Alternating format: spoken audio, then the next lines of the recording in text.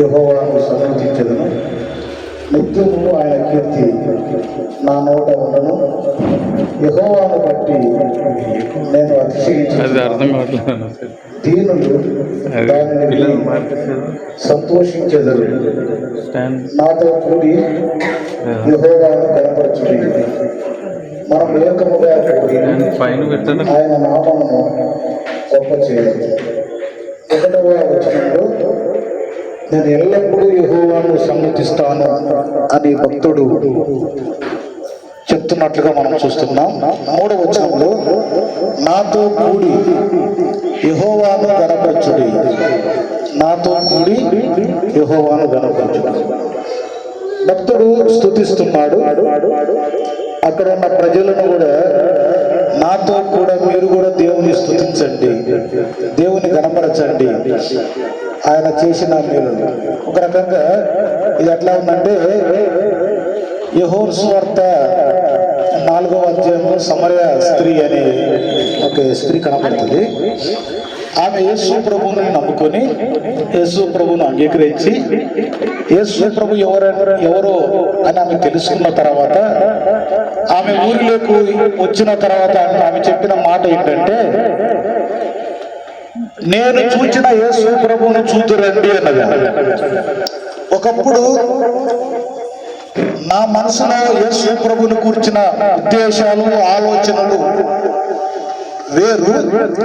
ఇప్పుడు నేను కొద్దిసేపు యేసు ప్రభుతో చేసిన సహవాసం, ఇప్పుడు యేసు ప్రభుతో నేను మాట్లాడిన మాట్లాడిన తర్వాత ఆయన ఎవరు, ఆయన ఏమిటి, ఆయన పరిస్థితి ఏంటి అనేది ఇప్పుడు నేను తెలుసుకున్నాను.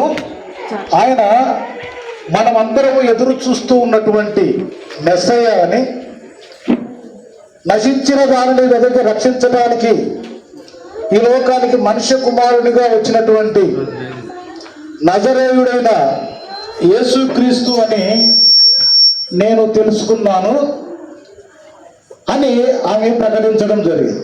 అంటే ఇక నేను నమ్ముకున్నాను, మీరు నమ్ముకోనండి, నేను ఆరాధిస్తున్నాను, మీరు ఆరాధించండి, నేను ఆయన దగ్గరికి వచ్చాను, మీరు ఆయన దగ్గరికి రండి, ఇక నాకంటే ఇక ఎవరు ఆయన గురించి చెప్పాల్సిన పని లేదు. నేనేంటో, నా పరిస్థితి ఏంటో, నా జీవితం ఏంటో మీకు తెలుసు కాబట్టి నేను చెప్తున్నాను, ఇక మీరు ఎవరు కూడా సంశయించకుండా ఆయన దగ్గరికి వచ్చేయండి, ఆయనను నమ్ముకోనండి అని ఆమె చెప్తూ ఉన్నది. దానికి దీనికి పొందిక లేకపోయినా ఒక మాటలో నాతో కూడి సంతోషించుడి అనే మాట చెప్పడం ద్వారా ఈ కూడిక యొక్క ఉద్దేశం ఏంటంటే, సహోదరుడు సేమన్ లేదా లెక్కన వాళ్ళ కుటుంబం, దేవుడు మాకు అనే మేలు చేశాడు, మేము దేవుని యందు సంతోషిస్తున్నాం, దేవుని యందు మేము ఆనందిస్తున్నాం, దేవుని కీర్తిస్తున్నాం, మాతో పాటు మీరు కూడా దేవుని కీర్తించండి, మాతో పాటు మీరు కూడా దేవుని స్తుతించండి, మేము కృతజ్ఞతాస్తుతులు తెలియజేస్తా ఉన్నాం, మాతో కలిసి మీరు కూడా దేవునికి కృతజ్ఞతాస్తుతులు చెల్లించండి అని ఉద్దేశంతో ఆ మాట చెబుతూ ఈ కార్యక్రమాన్ని ఏర్పాటు చేయడం జరిగింది. క్రైస్తవ ప్రపంచంలో సంఘంలో కానీ కుటుంబాలలో కానీ ఇప్పుడు దేవుణ్ణి కీర్తించడం అలవాటు అయిపోయింది, దేవుని స్తుతించడం కూడా అలవాటు. ప్రతి విషయంలో దేవునికి స్తోత్రం అనడం, దేవునికి మహిమ అనడం, దేవునికి స్తుతి కలుగునుగాక అని చెప్పడం ఇక ఆనవాయితీ అయిపోయింది, అది అలవాటు అయిపోయింది. అది మన ధర్మం, అది మన యొక్క కర్తవ్యం. దేవుని స్తుతించడం అనేది మన కర్తవ్యం. దేవుని ఆరాధించడం, దేవుని కీర్తించడం, దేవుని మహిమపరచడం ఇదంతా మన బాధ్యత లేదా కర్తవ్యం అని చెప్పదు. ఇవన్నీ జరిగిస్తూ ఉన్నాం. ఒక రకంగా సంపూర్ణంగా ప్రభువును నమ్మినవాడు ప్రభువును ఇప్పుడు గణపరుస్తున్నాడు. ఆయా కార్యక్రమాలను బట్టి, ఆయా సందర్భాల్లో, ఆయా పరిస్థితులను బట్టి దేవుణ్ణి స్తుతిస్తున్నారు. అది కాకుండా ఇంకా దేవుని నామం పేరిట కూడికలు కూడా ఏర్పాటు చేస్తూ ఉన్నారు. దేవుడు మా జీవితాల్లో, మా కుటుంబాల్లో మేలులు చేశాడు అని కుటుంబ ప్రార్థనలు కూడా ఈ విధంగా ఈ మధ్య కాలంలో ఎక్కువైపోయినాయి, జరిగిస్తూ ఉన్నారు. ఏదేమైనా అంతిమంగా మన లక్ష్యం ఏంటంటే దేవుణ్ణి స్తుతించడం, దేవుణ్ణి మహిమపరచడం, దేవుణ్ణి ఘనపరచడం. కాబట్టి అంతటితోనే మనం ఆగిపోయేదానికి లేదు. దేవుణ్ణి స్తుతిస్తేనే సరిపోదు, దేవునికి స్తుతి కూడిక పెడితేనే సరిపోదు. ఇంకా మనము చేయవలసినవి, జరిగించవలసినవి, మనము చేపట్టవలసినవి ఇంకా చాలా ఉన్నాయి. ఇలా చెప్తున్నాను, ప్రతి వ్యక్తి తన జీవితంలో సాధారణంగా తాను చేయవలసిన ఆ పనులు, తాను చేయవలసిన కార్యక్రమాలు కొన్ని ఉన్నాయి. అవి ఓ 2-3 విషయాలు మీ దృష్టికి నేను తీసుకురావడానికి ప్రయత్నం చేస్తాను. రండి నాతో పాటు 37వ కీర్తన 3, 4, 5 వచనాలు చదువుకుందాం. 37వ కీర్తన 3వ వచనంలో, యెహోవా యందు నమ్మిక ఉంచి మేలు చేయుము, దేశమందు నివసించి సత్యమును అనుసరించుము అనేటువంటి మాట ఇక్కడ ఉంది. 2వ లైన్లో సత్యమును అనుసరించుము, సత్యమును. సహజంగా ఇప్పుడు ఈ కూడికలో ఇక్కడికి అంతా చేరి వచ్చామంటే మ్యాక్సిమం ప్రభువును ఎరిగిన వాళ్ళం, ప్రభువును తెలుసుకున్న వాళ్ళం, ప్రభువును ఆరాధిస్తున్నాం. ఒకవేళ ఎవరైనా ఒకరు ఏమన్నా కుటుంబ సభ్యుల్లో దేవునితో రక్షణను గురించిన నిశ్చయత లేని వారు ఎవరైనా ఎవరైనా ఉంటే ఉండొచ్చో తెలియదు. అయితే మనం చేయవలసింది ఏంటంటే సత్యమును అనుసరించాలి.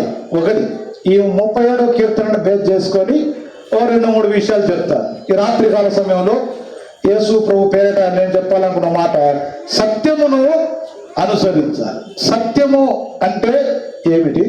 సత్యము అంటే యోహాను సువార్త 14వ అధ్యాయం 6వ వచనములో వ్రాయబడిన మాట ఏంటంటే, నేనే మార్గమును, నేనే సత్యమును, నేనే జీవమును, నా ద్వారా తప్ప తండ్రి యొద్దకు ఎవరును రాలి. అంటే సత్యము ఎవరై ఉన్నారు అంటే యేసు ప్రభు సత్యమై ఉన్నారు. సహజంగా మనము ఈ రోజుల్లో ఫేవరెట్స్ ఎక్కువైపోయాయి. అది క్రికెట్లో ఫేవరెట్స్ ఉంటారు, సినిమాల్లో ఫేవరెట్స్ ఉంటారు, ఇంకా మనుషులలో బంధువులలో కూడా ఫేవరెట్స్ ఉంటారు.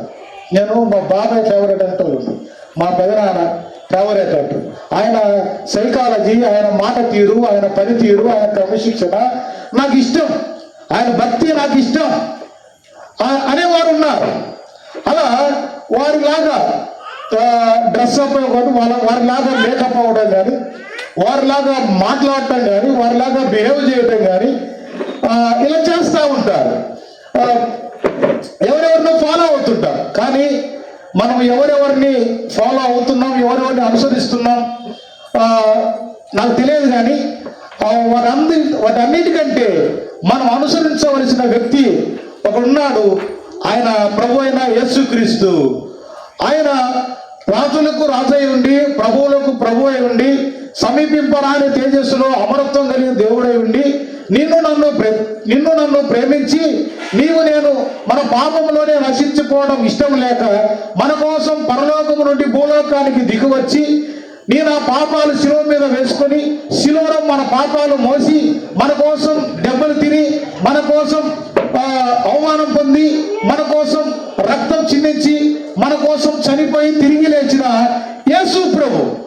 ఈ విధంగా చేసిన వ్యక్తి, ఈ విధంగా చేసిన దేవుడు, ఈ విధంగా చేసిన గొప్పవారు ఎవరి భూలోకములు లేరు.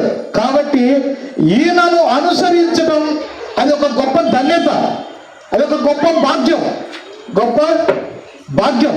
ఈయనలాగా ప్రేమించిన వారు లేరు, ఈయనలాగా తగ్గించుకున్న వారు లేరు, ఈయనలాగా మన కోసం త్యాగం చేసి, మన పాపాలను తీసివేయడం కోసం, మన పాప పరిహారం కోసం, మనల్ని రక్షించడం కోసం, మనల్ని విడిపించడం కోసం రక్తం చిందించిన వారు, ప్రాణత్యాగం చేసిన వారు ఈ భూప్రపంచంలో ఎవరును ఎక్కడ లేనే లేరు. కాబట్టి ఈయనను ఫాలో అవ్వడానికి ఈయన అర్హుడు, ఈయనను అనుసరించడానికి ఈయన అర్హుడు. ఒక్కోసారి మనం ఫాలో అయ్యేవారు, మనం అనుసరించేవారు కొన్ని విషయాల్లో కొన్ని విధానాల్లో లోపం కలిగి ఉండవచ్చు, కొన్ని బలహీనతలు కలిగి ఉండి ఉండవచ్చు. కానీ ఈయనలో ఏ బలహీనత లేదు, ఈయనలో ఏ పాపము లేదు, ఈయనలో ఏ విధమైన కలంకము లేనివాడు కాబట్టి ఈయనను మనము అనుసరించడానికి ఎటువంటి ఇబ్బంది. ఈ మధ్య గడిచిన ఒక వారమో 4 రోజులు రాష్ట్రం అంతా హల్చలేదు. ఒక కొరియోగ్రాఫర్ మాస్టర్, ఆయన పేరు మాస్టర్గా మార్చేసుకున్నాడు. ఆ మాస్టరు అవివేకపు పని చేశాడని ఆ ప్రపంచం అంతా కోడే చూస్తుంది. అవునో కాదో మనకు తెలియదు. టీవీలు, న్యూస్లో, యూట్యూబ్లో, న్యూస్ పేపర్లో వచ్చిన మాటలను బట్టి మనం చెప్తున్నాం అంతే. అందువరకు కానీ ఆయన ముందు పెట్టుకున్న పేరు ఏంటంటే మాస్టర్ ఏంటంటే జానీ మాస్టర్ అంట. ఆయన ఒక లైంగికమైన కార్యక్రమాల్లో పాల్గొన్నాడని ఎప్పుడో జరిగిందని ఇప్పుడు బయటకు తీసి ఆయన ఫాలో అయ్యేవారు ఉన్నారు, ఆయన సెల్యూట్ కొట్టేవారు ఉన్నారు. అంటే ఆయన డ్యాన్స్ నేర్పించేవాడు అంట. కానీ ఇప్పుడు ఆయన ఫాలోవర్స్ అంతా కొంతమంది బాధపడేవాళ్ళు, కొంతమంది అలాంటి వాడు కాదని, కొంతమంది తీర్పు వచ్చేదాకా ఆగండి అని వెనకేసుకొచ్చేవారు కొంతమంది, రాళ్ళు వేసేవారు కొంతమంది. ఎంతవరకు ఏమి నిజమో ఏమి అవాస్తవం మనకి తెలియదు. కానీ ఇదిగో మనందరికి ఒక మాస్టర్ ఉన్నాడు, ఆయన యేసుక్రీస్తు, అందరికీ ప్రభు అని బైబిల్లో రాయబడింది. ఆయనను మనం అనుసరించడానికి ఆయన అర్హుడై ఉన్నాడు. ఇక్కడ ఉన్న యవనస్తులు, పెద్దలు, చిన్నలు, ప్రతి ఒక్కరు సోదరుడు చిక్కి ప్రాముఖ్యంగా యవనస్తులు మనం దూరంగా ఉంటున్నాం, ఎక్కడో తల్లిదండ్రులకు దూరంగా ఉంటున్నాం, మన స్టడీస్లో ఉంటున్నాం, యవన కాలంలో ఉంటున్నాం. మనము అనుసరించవలసిన వ్యక్తి, మనం ఫాలో అవ్వవలసిన వ్యక్తి, మనం సెల్యూట్ కొట్టవలసిన వ్యక్తి, మనం అనునిత్యం ఎప్పుడు ఎక్కడైనా ఎల్లకాలం కూడా మనము అనుసరించదగిన వ్యక్తి ప్రభు అయిన యేసుక్రీస్తు. నిన్ను నన్ను రక్షించడానికి ఈ లోకానికి వచ్చిన యేసు ప్రభు పాపము లేనివాడు, నీతిమంతుడు, పరిశుద్ధుడైన ఈ యేసు ప్రభును మనం అనుసరించడం చాలా మంచిది. కాలేజీల్లో కూడా కొంతమంది వాళ్ళ మాస్టర్స్ని వెంబడించే వాళ్ళు ఉంటారు, వారికి అభిమానం మాస్టర్స్ ఉంటారు. ఈ టీచర్ అంటే, ఈ ప్రొఫెసర్ అంటే, ఈ లెక్చరర్ అంటే మాకు బాగా ఇష్టం అండి, ఈయన బాగా నవ్విస్తారు, ఈయన బాగా లెసన్ చెప్తారు, ఈయన బాగా స్టోరీలు చెప్తారు, ఈయన లైఫ్ ఈయన లైఫ్ చాలా బాగుంటుంది అని మోడల్గా తీసుకునే వారు చాలా మంది ఉంటారు. కానీ ఎక్కడెక్కడ భూప్రపంచంలో చాలా మందికి చాలా నచ్చేవారు ఉంటారు, మెచ్చేవారు ఉంటారు. కానీ ఎంతమంది నీకు మెచ్చిన వారు ఉన్నా, మనకు నచ్చిన వారు ఉన్నా, వారు అందరికంటే నచ్చిన వాడు, మెచ్చిన వాడు, గొప్పవాడు, మనం అనుసరించడానికి యోగ్యుడు ప్రభు అయిన యేసుక్రీస్తు. కాబట్టి ఈ యేసు ప్రభును అనుసరిద్దాం. ఈ యేసు ప్రభును అనుసరిస్తే మనం దీవించబడతాం. యోహాను సువార్త 17:17లో ఆయన వాక్యము సత్యము రాయబడింది. ఏం సత్యం అంటే వాక్యం సత్యం. మళ్ళీ యోహాను సువార్త 1:1లో ఆదియందు వాక్యం ఉండెను, వాక్యమే దేవుడే ఉండెను, ఆ దేవుడు ప్రభు అయిన యేసుక్రీస్తు. అటొచ్చి ఎటొచ్చిన యేసు ప్రభువే. వాక్యం యేసు ప్రభు ఉన్నాడు, సత్యము యేసు ప్రభు ఉన్నాడు. కాబట్టి మనం యేసు ప్రభువుని అనుసరిద్దాం, యేసు ప్రభువుని ఫాలో అవుదాం. ఇక్కడున్న మనం ఎంతమంది ఉన్నామో తెలియదు, మనం అందరం కూడా యేసు ప్రభువును ఫాలో అవుదాం. ఫాలో అవడం ద్వారా దేవుడికి మన కృతజ్ఞత చెల్లించడంలో ఒక భాగం ఏంటంటే ఆయన ఫాలో అవడమే, ఆయన అనుసరించడమే, ఆయన అడుగుజాడల్లో నడవడమే. పేతురు పత్రికలో చేస్తాడు, ఆయన తన అడుగుజాడలేందో మనం నడుచుకోవడం కోసమై ఆయన అనేకమైన కార్యక్రమాలు చేసి ముగించి వెళ్ళిపోయాడని బైబిల్ గ్రంథంలో వ్రాయబడింది. నేను చాలా తక్కువ టైం చెప్పాలి అని అనుకున్నాను. ఒక మాట చెప్పాను. ఒకటి ఏంటంటే యేసు ప్రభువును అనుసరించాలి, అంటే సత్యమును అనుసరించమంటే సత్యము యేసు ప్రభు అయి ఉన్నాడు కాబట్టి మనం యేసు ప్రభువును అనుసరించాలి. రెండవ మాట చూడండి, 4వ వచనం, యెహోవాను బట్టి సంతోషించుము. 37 కీర్తన 4వ వచనంలో యెహోవాను బట్టి సంతోషం. మనము ఎవరిని బట్టి సంతోషిస్తున్నాం, దేనిని బట్టి, దేని ఎందుకు సంతోషిస్తున్నాం? చాలా మంది మనకున్న వెండి బంగారాలను బట్టి సంతోషిస్తుంటాం, మనం వేసుకున్న బట్టలను బట్టి సంతోషిస్తుంటాం, మనకు కలిగి ఉన్న సంపాదన బట్టి, కార్లను బట్టి, బంగ్లాలను బట్టి, లేక మనకున్న బంధు జనాంగాన్ని బట్టి సంతోషిస్తుంటాం. బైబిల్ గ్రంథంలో కూడా ఒక ఆయన ఉన్నారు, లూకా సువార్త 12వ అధ్యాయం 19వ వచనంలో కూడా నా ప్రాణమా తినుము త్రాగుము సుఖించుము అన్నాడు. సుఖించమంటే సంతోషించడమే. దేని బట్టి సంతోషిస్తున్నాడు? దేని బట్టి ఆయన నా ప్రాణమా సంతోషించుము, ఆనందించుము, ఎంజాయ్ చేయి అని చెప్తున్నారంటే మనకున్న పాడి పంట పశువులను బట్టి, పండిన పంటను బట్టి, గాదెలో అలాగే ఇంట్లో ఉన్న వడ్ల గింజలను బట్టి సంతోషం. ఇంకేం తిరుగులేదు. ఇంకొక సంవత్సరం వరకు ఏ ఇబ్బంది లేదు, ఒక 2 సంవత్సరాల వరకు ఇబ్బంది లేదు, ఒక 10 సంవత్సరాల వరకు సరిపడ. మనం ఏ పని చేయకపోయినా కావలసినంత మంది తినడానికి అంత పండించాం ఉంది కాబట్టి దీన్ని బట్టి సంతోషించుమని భక్తుడు చెప్తున్నట్లుగా ఉంది. అయితే మనం ఎవరిని బట్టి సంతోషించాలంటే ఫిలిప్పీలకు రాసిన పత్రిక 4వ అధ్యాయము 4వ వచనములో ప్రభువునందు ఆనందించుడి అని ఉంది. ఎల్లప్పుడూ ప్రభువునందు, మరలా చెప్పుతాను, ప్రభువునందు.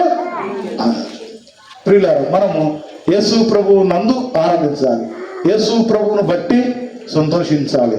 తప్ప మనకున్న జ్ఞానం, మనకున్న తెలివితేటలు, మనకున్న స్థాయి, మనకున్న స్తోమత, హోదాలను బట్టి మనం హ్యాపీగా ఫీల్ అవ్వచ్చు, తప్పేం లేదు, హ్యాపీగా ఫీల్ అవ్వచ్చు. కానీ దాన్ని బట్టి అతిశయించడానికి కానీ గర్వించడానికి కానీ వీలేం లేదు. సంతోషం ఉండడానికి సంతోషం ఉంటుంది. అది ఎంత సంతోషం అంటే దేవునికి మించిన సంతోషంగా చేస్తారు. దేవుడిచ్చాడు సంతోషం, దేవుడిచ్చాడు ఆనందం, అంతవరకే, అంతకు మించి ఉండడానికి లేదు. 2 మాటలు చెప్పాను ఇప్పటికి. ఒకటి, సత్యమును అనుసరించాలి, అనగా ప్రభు యేసుక్రీస్తును అనుసరించాలి. 2, యేసు ప్రభువును బట్టి సంతోషించాలి. యెహోవా అంటే యెహోవాయే యేసు ప్రభు, యేసు ప్రభువే పరిశుద్ధాత్మ. తండ్రి, కుమార, పరిశుద్ధాత్మ దేవుడు త్రియేక దేవుడు నమ్ముతాం. పాత నిబంధన కాలంలో ఉన్న పేరు యెహోవా, కొత్త నిబంధన కాలంలో ఉన్న పేరు యేసు ప్రభు. ఇప్పుడు మనకు ఆత్మస్వరూపిగా మన మధ్యలో సంచరిస్తున్న దేవుడు పరిశుద్ధాత్మ దేవుడు. ఎవరు నమ్మినా ఒకటి, 3 దేవుడు కాదు, ఒక్క దేవుడే, ఏకదేవుడు, త్రియేక దేవుడు. కాబట్టి ఇంకొక మాట కూడా చెప్తాను. సంతోషిస్తే, దేవుని బట్టి సంతోషిస్తే మనకు కలిగే లాభం ఏంటంటే ఆయన నీ హృదయ వాంఛలు తీరుస్తాడు. మనకంటూ కొన్ని టార్గెట్స్ ఉంటాయి, మనకంటూ కొన్ని వాంఛలు ఉంటాయి.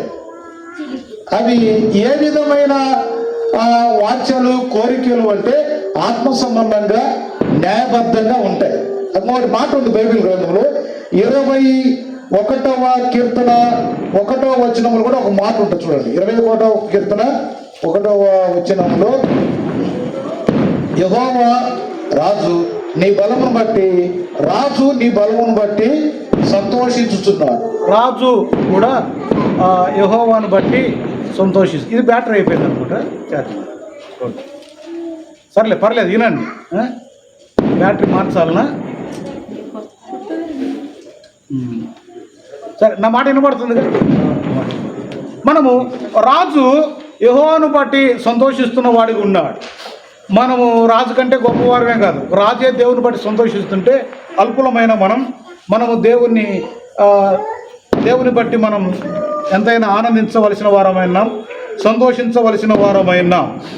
అప్పుడు దేవుని బట్టి సంతోషిస్తే ఆయన మన హృదయ వాంఛలు తీరుస్తాడు అని బైబిల్ గ్రంథంలో మనకు ఇక్కడ కనబడతా ఉంది.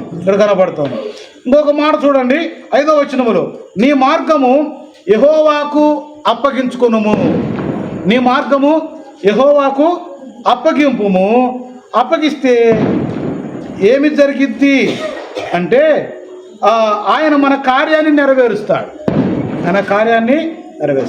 యెహోవాకు అప్పగించడము అంటే ఆయన మీద వేయటం. ఉదాహరణకు 55వ కీర్తన 22వ వచనంలో ఒక మాట రాయబడింది, నీ భారం యెహోవా మీద మోపుము అన్నమాట. అంటే మోపడం అన్నా అప్పగించడం అన్నా ఆ 2 మాటల భావం ఒకటే. ఒక్కోసారి మన వ్యక్తిగత జీవితంలో కావచ్చు, మన కుటుంబంలో కావచ్చు, కొన్ని కార్యక్రమాలు తలపెడతాం. అది చదువే కావచ్చు, ఉద్యోగమే కావచ్చు, లేక వివాహమే కావచ్చు, లేక స్టడీస్ కావచ్చు, అది ఏదైనా కావచ్చు. ఆ విషయాల్లో మనము ఆ విషయాన్ని ఆ యొక్క ఆ భారం దాన్ని మనము దేవునికి అప్పగించుకోవాలి. మీకు ఒక మాట చెప్తాను మీకు అర్థమవడం కోసం. ఆదికాండం 24వ అధ్యాయం 3వ వచనం 4వ వచనంలో అబ్రహాం గారు తన పెద్ద దాసుడైన ఎలియాజరును పిలుస్తాడు. పిలిచి ఆయనకు ఒక పని చెప్తాడు. అయ్యా, నా కుమారుడైన ఇస్సాకుకు యవనస్తుడు వివాహ వయసు వచ్చింది, తనకు వివాహం చేయాలనుకుంటున్నాను. అయితే పరాయి వారు అన్య జనాంగమైన అమ్మాయిలు కుమార్తెలు కాకుండా మన జనాంగం మన బంధువులలో నుంచి వెళ్ళి ఒక అమ్మాయిని చూడు, వివాహం చేద్దాం అని ఆ వివాహ బాధ్యతను ఆ పనిని ఎవరి మీద పెడుతున్నాడు? ఎలియాజరు మీద పెడుతున్నాడు. ఇది అంటే తన పనిని ఎలియాజరుకు అప్పగిస్తున్నాడు.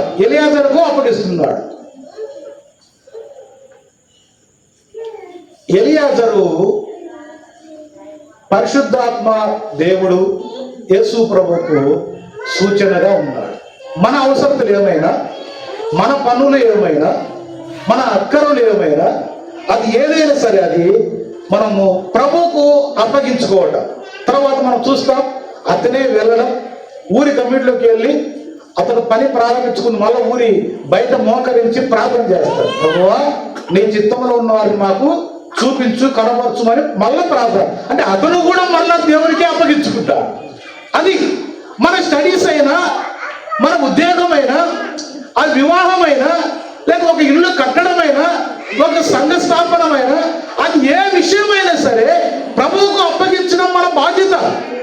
ప్రభువుకు అప్పగిస్తే ప్రభువు దాన్ని నెరవేరుస్తాడు అని, ప్రభువు జరిగిస్తాడు అని నమ్మకంతో మనం చేయాలి. ఒకసారి మీకు తెలిసేసే ఎస్తేరు గ్రంథంలో 2వ అధ్యాయం 8వ వచనంలో రాజుగారికి ఒక రాణి అవసరమైంది. రాణి అవసరమైతే చాలా మంది కన్యకలు, యవ్వన అమ్మాయిలు తోని పడతా ఉంటే అక్కడ ఆ పేదరాలిగా తండ్రి లేని చిన్నాన్న దగ్గర పెరుగుతున్నటువంటి ఎస్తేర్ అనే ఒక యవనస్తురాలు. ఆమె గురించి రాయబడిన మాట ఏంటంటే 8వ వచనంలో ఇంకా కొద్దిగా ముందుకు వెళ్తే ఆమె తన పరిస్థితిని ఆ ముందున్న లక్ష్యం కోసం హేగే వశమునకు అప్పగించుకొని అని మాట రాయబడి ఉంటుంది. హేగే అంటే పరిశుద్ధాత్మకు యేసు ప్రభు. ఆమె అప్పగించుకున్నది. చాలా మంది వచ్చారు, వారి స్థాయిలో వారు అలంకరించుకున్నారు, వారి స్థాయిలో వారు సిద్ధపడి వచ్చారు.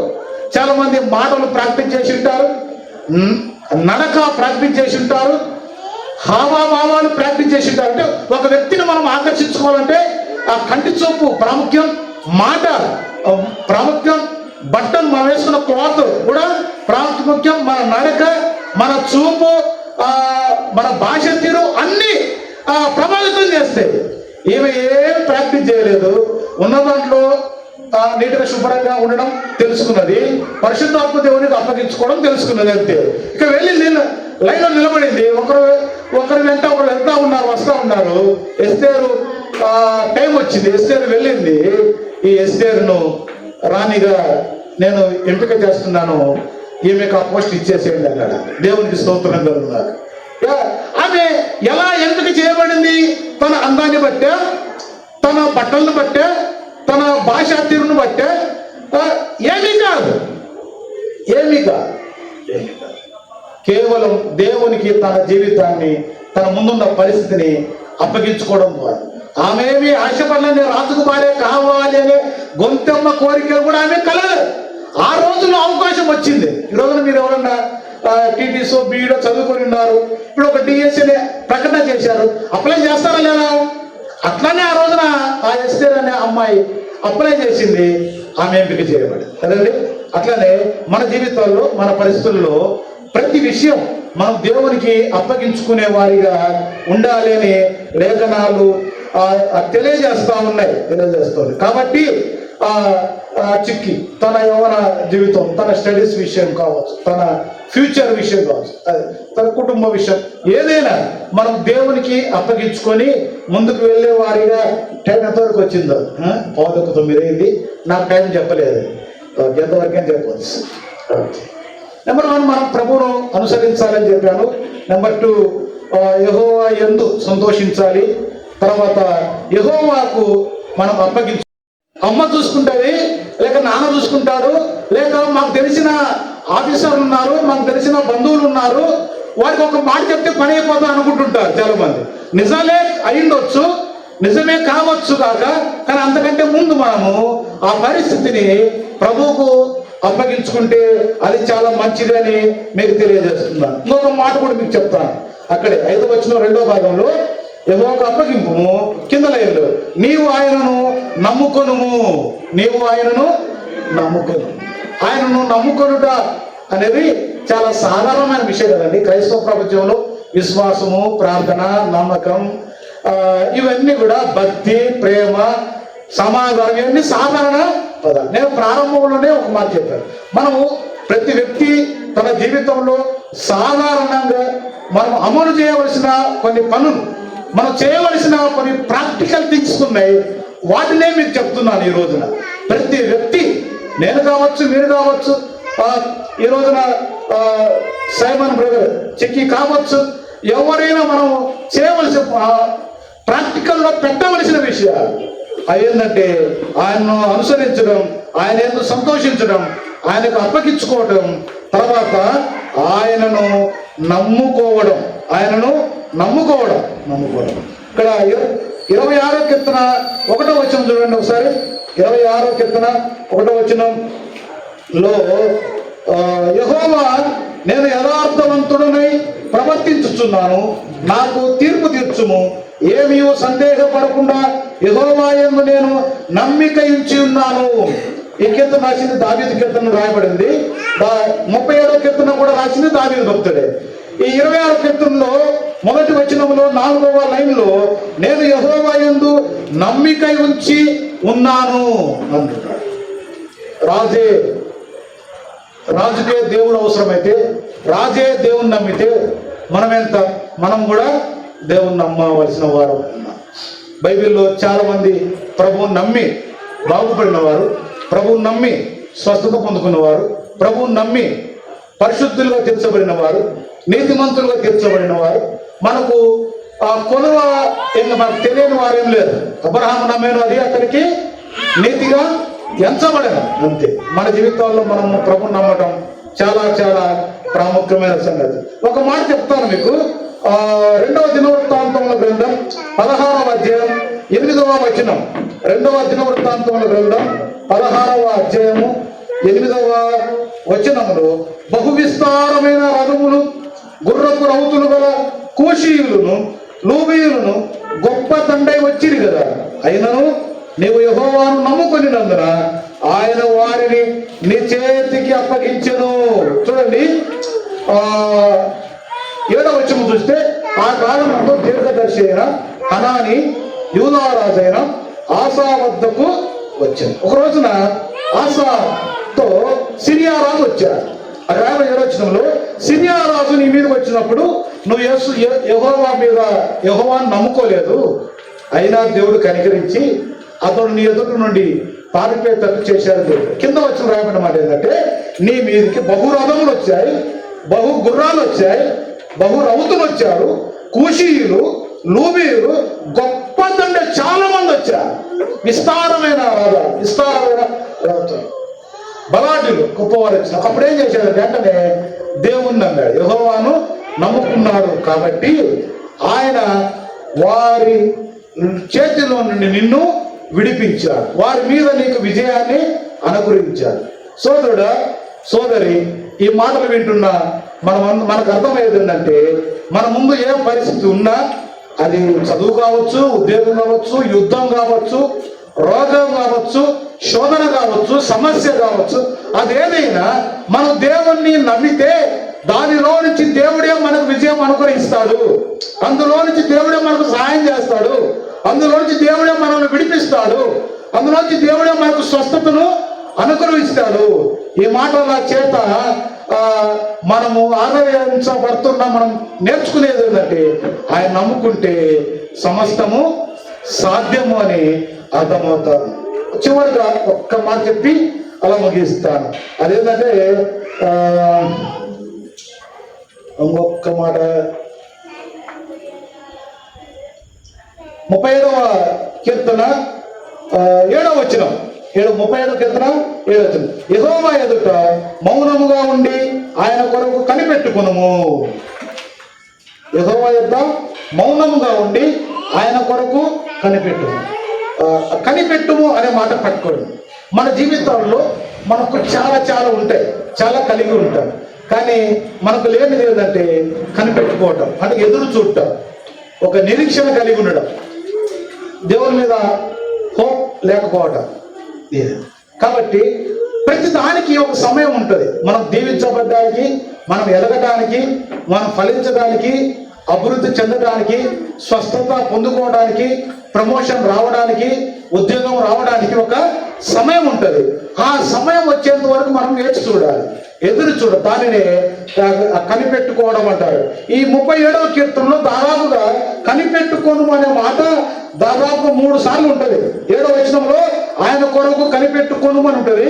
9వ వచనంలో యెహోవా కొరకు కనిపెట్టుకుని వారు దేశమును స్వతంత్ర. అయితే యెహోవా కొరకు కనిపెట్టుకోను అనే మాట వ్రాయబడింది ఇక్కడ. తర్వాత 34వ వచనములు కూడా యెహోవా కొరకు కనిపెట్టుకొని ఉండుము, కనిపెట్టుకొని ఉండము అనే మాట. మన జీవితాల్లో మనం దేవుని కోసం, దేవుని కార్యక్రమాల కోసం, ఒక అద్భుతం కోసం, ఒక సూచక క్రియ కోసం, ఒక స్వస్థత కోసం, ఒక మేలు కోసం మనం ఎదురు చూడాలి. ఒక్కోసారి మనం అనుకున్న సమయంలోనే, అనుకున్న గడియలోనే ఇన్స్టంట్గా జరిగిపోవాలి అని అనుకుంటుంటాం. ఒక్కోసారి దేవుని చిత్తము అయితే ఒక్కోసారి జరిగిస్తాడు కొన్ని. వెంటనే నువ్వు అనుకున్నట్టుగా అనుకున్నప్పుడే జరిగిపోవాలి అనుకుంటే అది అయ్యే పని కాదు. దేవునికి ఒక క్రమం ఉంటుంది, ఒక క్రమశిక్షణ ఉంటుంది, ఒక సమయం ఉంటుంది. ఆ సమయంలోనే దేవుడు మన ఎడల అద్భుత కార్యాలు, ఆశ్చర్య కార్యాలు, మేలులు చేసేవాడై ఉన్నాడు, చేసేవాడు. కాబట్టి మనం ఎదురు చూడడం అనేది చాలా చాలా ప్రాముఖ్యమైన.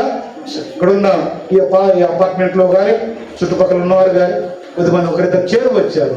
యేసు ప్రభు పేరట మీకు సెలవిచ్చే మాట ఏంటంటే యెహోవా కొరకు మనము కనిపెట్టుకోవాలి. కనిపెట్టుకుంటే ఏం జరిగిద్దంటే 9వ వచనంలో కనిపెట్టుకుని వారు దేశాన్ని స్వతంత్రించుకుంటారంట. 34వ వచనంలో కూడా కనిపెట్టుకొని ఉండము, ఆయన మార్గం అనుసరించము, భూమిని స్వతంత్రించుకున్నట్లు ఆయన నిన్ను హెచ్చించును. ఆయన కొరకు కనిపెట్టుకుంటే నువ్వు హెచ్చించబడతావు. ఆయన కొరకు కనిపెట్టుకుంటే దేశాన్ని స్వతంత్రించుకుంటావు. ప్రియులారా, నా మాటలు ముగిస్తున్నాను. ఇందులో చెప్పడానికి చాలా ఉన్నాయి, ముగించడానికి అసలు కుదిరే పనే కాదు. చివరి వచనం చదవండి, 40-41 కూడా 39-40. యెహోవాయే నీతిమంతులకు రక్షణాధారము, బాధ కలుగునప్పుడు ఆయనే వారికి ఆశ్రయదుర్గము. యెహోవా వారికి సహాయకుడై వారిని రక్షించును. వారు యెహోవా శరణులు వచ్చి ఉన్నారు కనుక ఆయన భక్తిహీనుల చేతిలో నుండి వారిని విడిపించును. ఆ మాట చదువుకోండి, అందులో దీవెనకరమైన సంగతులు ఉంటాయి. అన్నోళ్ళ ఇంట్లో గడిచిన నెలలో మ్యాక్సిమం ఇదే టైంలో సరిగ్గా నెల క్రితం సోదరుని